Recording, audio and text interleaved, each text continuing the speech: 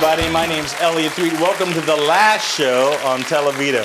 It's wonderful to see you again. We try to bring the best of Midwest entertainment and everybody to make you guys laugh, make the last show you see kind of happy. So today, what I've got is the Veterans of Comedy. The Veterans of Comedy. So I'd like to welcome Will C. and Untitled Chapter. Thank you very much. Thank you, Veterans of Comedy. Good to be here. Now, what I want to ask you about, well, before I even ask you about the Veterans of Comedy, let me just show a little video that kind of explains what you do here. Everywhere we go, people want to know, who we are, so we tell them, we're the veterans of comedy, our talent is an anomaly, if laughter's what you hope to find, we leave no laugh left behind. Laughter is the best medicine. And we are proud Americans. 22 a day is way too much. We have lives to save and souls to touch.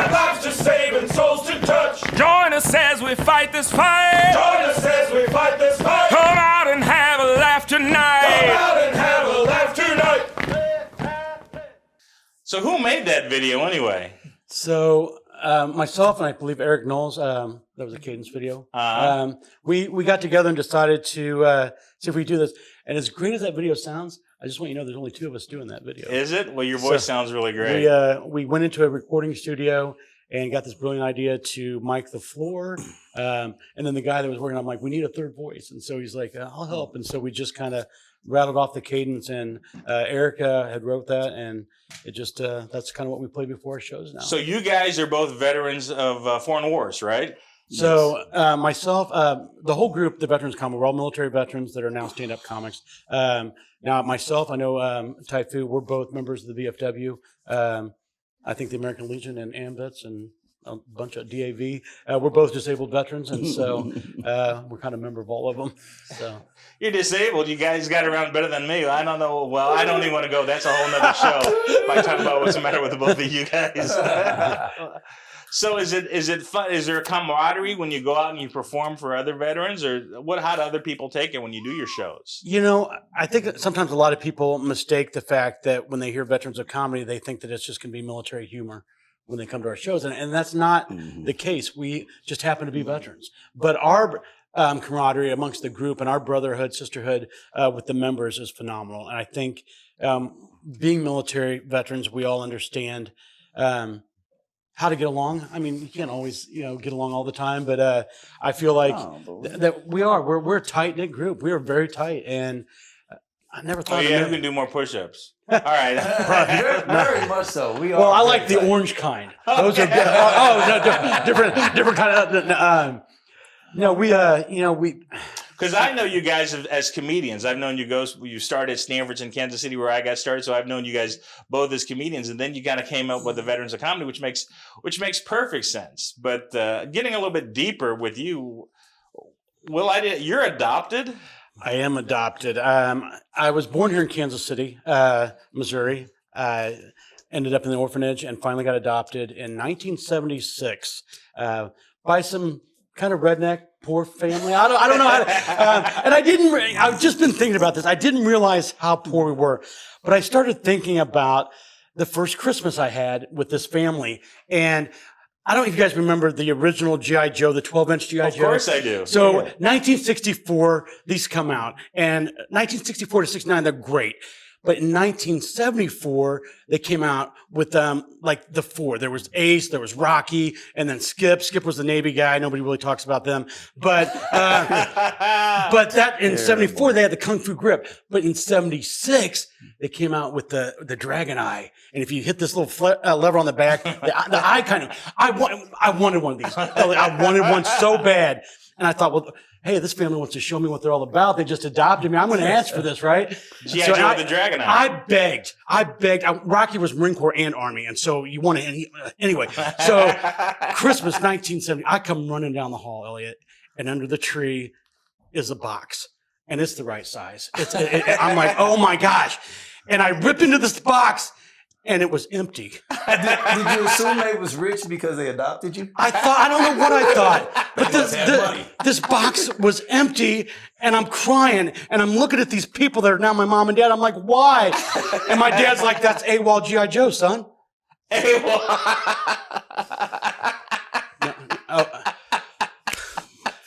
I guess you had to be there. He had to be there. Because he wasn't. He wasn't there. It's a location joke. Huh? Right. So you just got back from the Bahamas? I was just on a 5-week run. We were in the Bahamas for 2 weeks, and then we were in Florida, South Carolina, New Orleans, and then back home. And then I had a show out in the middle of Kansas, not bragging, last You're bragging. week. But I leave. I'm headed out to sea this week. I start my first, cruise ship gig. Congratulations. I work for Carnival now, and I am headed back to the Bahamas this weekend. Well, I used to do a lot of cruise ships myself in my early days of comedy. I've actually found out. I've talked to a lot of people about you. I've actually gotten some really good stories About me? about you and how you're a legend. I don't think you realize the respect that you have in the comedy community. Oh wow, well, that's But very I was sweet talking of with you. some people last night, and your name came up, and they're just like, "You're friends with him?" And I'm like, "Yeah." And they're like, "It's just a small world and a very." The clique is kind of weird, but the cruise ship clique, and especially you OGs, and I'm going to call you that. I'm an OG. You're an OG, right? OG. So OG.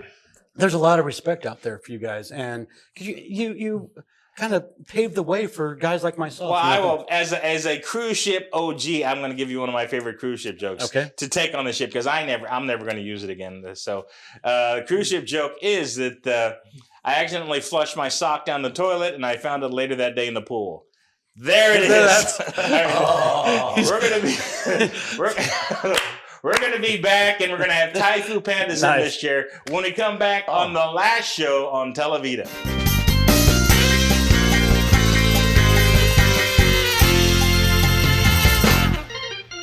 Welcome back to the last show on Televida. So, how did you get this handsome man, Thai food panda, involved in the Veterans of Comedy?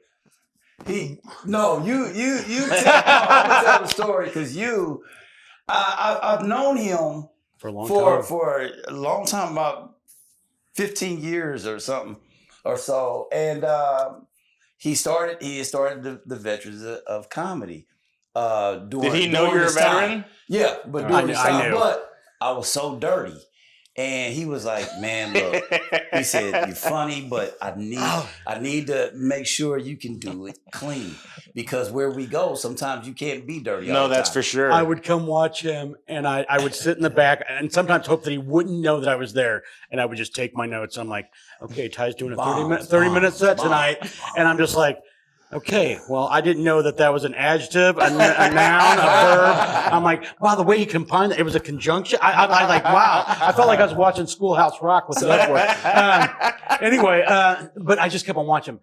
And then he had told me that he was doing churches. What? And I'm like, yeah, I do churches. I don't even do those. So I did my first one. We'll talk about that. Okay. But I was like, Ty, I said, I tell you what, I have a show coming up that we have to be PG to light PG-13. I said, I'm going to put you on this show. And it was just kind of that was the one here. Yes.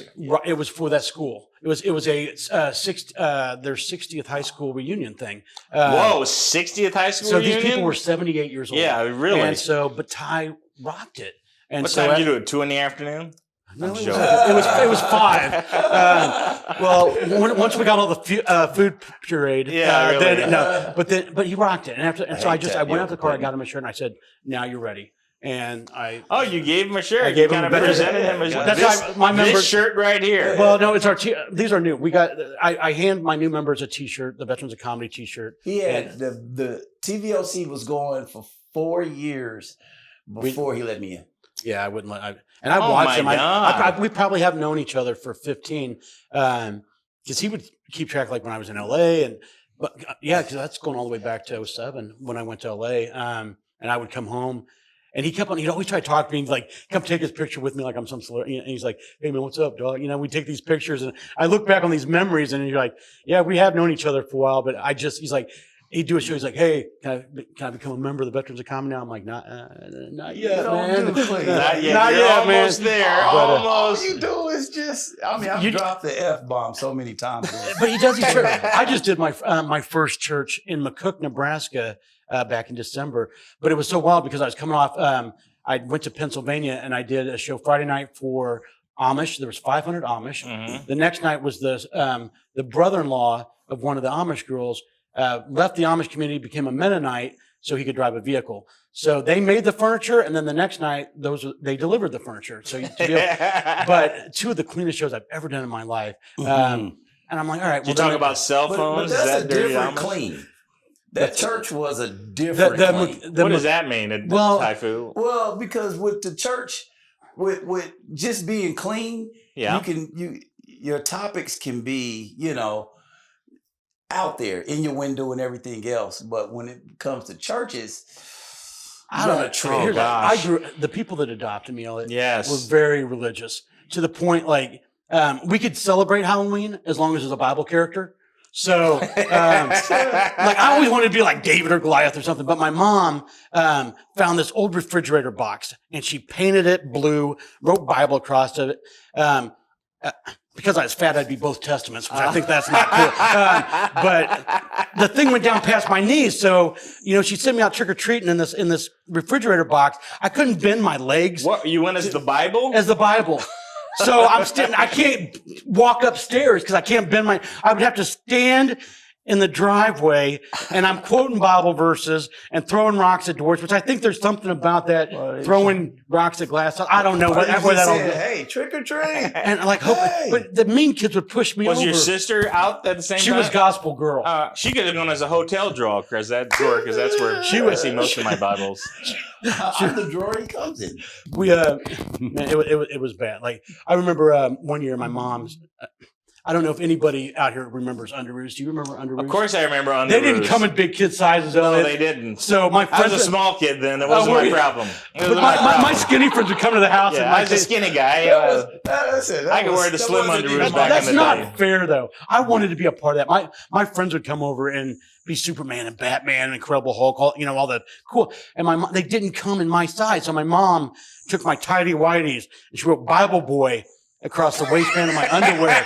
And she gave me a red cape, I had a green bow tie, my grandma's Bible. She broke off this broomstick into the sword of the Spirit. And she's like, there you go. You can take on the world. Oh, my gosh. It was not cool. And a lot of therapy there. And my sister was gospel girl. Yeah. We were a duo. Cool, though, but at the same time, you should be giving her points for the creativity. Yeah. She's MacGyver with all that Bible stuff. Well, man.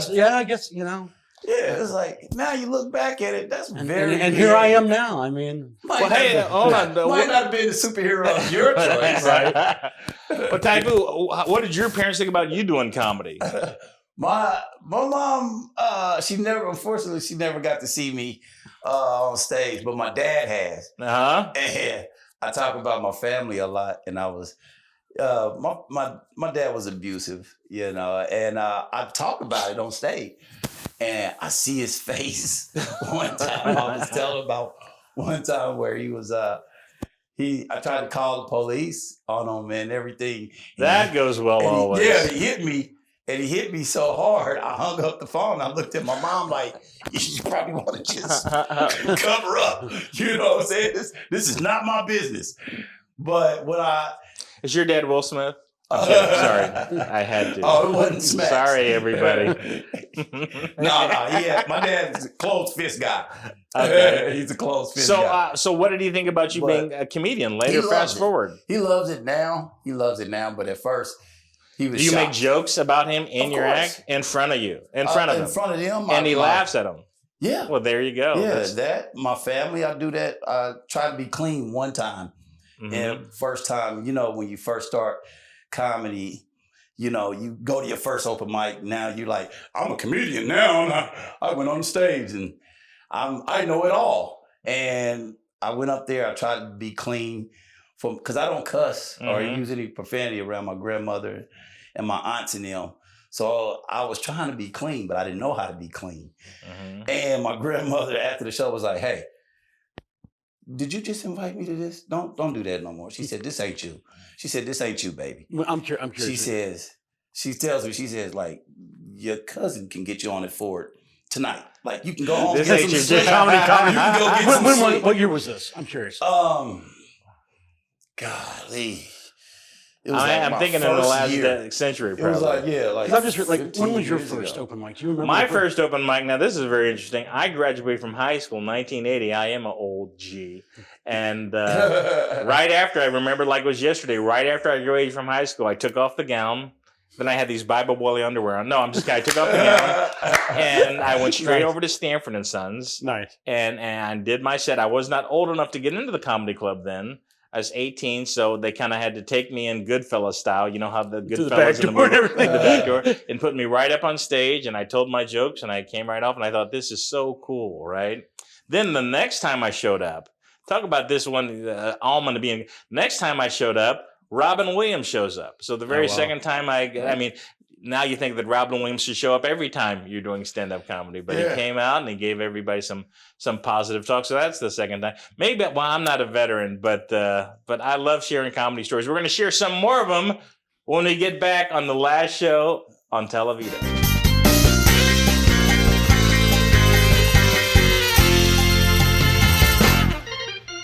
So welcome back to the last show on Televida. I guess I'm not the only one who has a Robin Williams story, am I, Will? No, I actually, because I got started at the Comedy Store of all things. I'll tell you, we were talking about first times on stage. I got dared to do comedy in 1995. I was in the Marine Corps, and all my buddies said, "Hey, there's this comedy club in La Jolla called the World Famous Comedy Store. You should go try to do an open mic." I'd watched comedy, but I didn't really know what I needed to do. But I called, and they're like, "Hey, write 3 minutes of jokes. Come down, sign a paper. If we draw your name, you'll get up." And I'm like, "Well, I'm bringing 75 Marines with me." They're like, you're getting up. You're getting up, right?" Yeah. So told like 3 of the just horrible jokes. I came off stage. There's a kid named Bobby Lee. And if you guys know, I know Bobby Lee from Mad Bobby TV. was from Poway, California, and he was coming up at the time too. And he does a shoulder bump on me as I'm coming off stage, and he whispers to me, he's like, "You suck, man. Just keep with the Marine Corps." And he walks away. And I'm like, "What just happened here?" I'm like, "You tell me I can't do something, I'm coming back." So I just kept on going back. Well, when I came out of the Marine Corps, I ended up back here in the Army at Fort Leavenworth, and then Stanford and Sons. Coming up, I finally moved back to LA in 2007, went right back to the Comedy Store, but now in LA. But I would travel, and through my comedy, going up into San Francisco and those areas, Robin Williams. He would always show up. He would just show up in clubs. Holly City Zoo, yeah, I remember that. I came off stage one night, and I believe it. Oh my gosh! Now, see, I never met Robin. No, hold on. It was Billy Crystal. No, I'm trying to think of the name of the club. Holly City Zoo, Punchline. It was the Punchline. No, it was anyway. I'll think of it in a minute. But anyway, he comes in just to stops in, blows. But I come off stage, and as I'm coming off stage, they're bringing him, and I'm like, we bump, and he just leans in, and he's like, "You're funny," and like I got goosebumps. Like from Mork. This is Robin Williams, right? This is. Like Garth. Mrs. Doubtfire hitting on me. Yeah, you know what I'm saying? exactly. I'm like, man, I kind of like the European look, that kind of thing. But to the point that just kind of stay in touch with me. I got to attend his service at the Comedy Store. Oh wow! It was just all these comics. These are legends coming in, giving their respects to Robin, and it was just, that's bad. It was amazing. I always thought he was the funniest one of his group. Him anyway. and Taylor Negron. If you know, I remember Taylor Negron. I became another really good very friends funny with Taylor, comedian. and same thing. I just, it was one of those friendships like you just didn't go around bragging about it, but it's like it was nice that you had it. Bragging about it. We're doing a road gig the other day. Is that the? Come on, I don't brag about stuff, right? Yeah. Yeah. Well, so Tyson, I just mentioned in passing, we're doing a gig down in Poplar Bluff, Missouri. That's how funny we are. Yeah. That's how funny we are. Poplar Bluff, Missouri. And I mentioned Elton John, and he says, "Oh, I know Elton John." Is like, yeah. And then he whips out the phone. Bing, bong, boom. I know Elton John. Tell us This is amazing. I'm actually dropper. and it's redneck wow, I comedian. know. It's like, and who would have thought this kid from Platte City? Yeah, Platte City, Missouri. Go hanging out with Elton Well, John. hold on. Is that the biggest though? Like you said, like when Robin Williams came past you and bumped you, I think Elton John. I you mean, had goosebumps. There have honestly been so many cool moments in my life that I'm looking back, like with Jamie Foxx and things that have happened, like with Will Smith. I have these moments in my life. Will Smith? Oh my God. So I got to tell you, I will tell you my Will Smith story, and then we'll go to Elton John. So I'm working on I'm 7 pounds with Will Smith, and 7 pounds? Oh, so- I remember that. I think I remember that movie. we wrap that day, and I'm waiting for my van to take me to my car in the parking lot. And I see a van pull up, and I think that it's mine. So I open the door, but it's Woody Harrelson. But he had his eyes sewn shut for the movie, so he couldn't see me. I opened the door. What? He goes, yeah, if he's blind in the 7 pounds. Oh, so, okay. So he says, hey, this van's taken. I'm like, sorry, Mr. Harrelson. I shut the door. Well, now I'm just standing. Well, next to where I'm standing is Will Smith's double-decker bus. Wow. It's amazing. Anyway, I'm just standing there waiting, and out walks Will Smith. And I'm just standing there, and I had these really cool shoes on. They were cool. And Will's like, hey, I like your shoes. I'm like, oh, thanks, Will. He goes, your name's Will too, right? I said, it is. And he's like, where'd you get those shoes? Well, now I'm kind of stuttering. And I'm like, DSW, you know? And I'm like, this guy's probably never stepped in a DS. And he's like, did you get them on sale? I'm like, yeah. Yeah. And he goes, way to go, boy. And I'm like, Does he okay, even whatever. care And that was my, but it's like, then we didn't really talk on set, but whatever. All right, Elton John. So fast forward 2007, I moved to LA, and my buddy was, John was a bodyguard of Elton John's. Okay. And he gives him the night off of the Oscars. He's like, John, you worked for me for a while. I'm giving you the night off, but I still would like you to come. Here's 2 tickets to the Oscars, and I want you to come to my party afterwards. In LA, there's 2 parties you want to go to. You want to go to Vanity Fair, or you want to be at Elton John's. His AIDS Foundation party is off the hook. Oh my God. So John calls me, my buddy John. He's like, hey, I've got 2 tickets to the Oscars, and Elton wants me to come to his party and bring guests. You want to go? Absolutely. So you went to the Oscars too? I did. So here's the deal. I just moved to LA, and I think I told you. Nosebleeds? And I'm not bragging. In a 1998 Chrysler Sebring. Okay, there you go. Anyway, You didn't go across the floor, but listen, did you? the car would die on you all the time. I had this fuse that was kind of bad in the car, so I had this box of fuses in the console in case the car wouldn't start. You just flip it. So we pull up to the Oscars, Maybach, limousine, Bentley, blue Sebring. So you pulled up in the front with this thing? I pulled up for valet in my Chrysler Sebring. Oh my God. I whispered to the valet guy, I'm like, hey, this car might die on you. Whatever. So there's a fuse there. It's the 3rd one down on the right. Anyway, great night. We go to the Oscars. We go to Elton John's party. It is phenomenal, having a blast. I meet Elton the first time I meet him. You met Elton John. The first time, it's a handshake, and he kind of backed away. No big deal.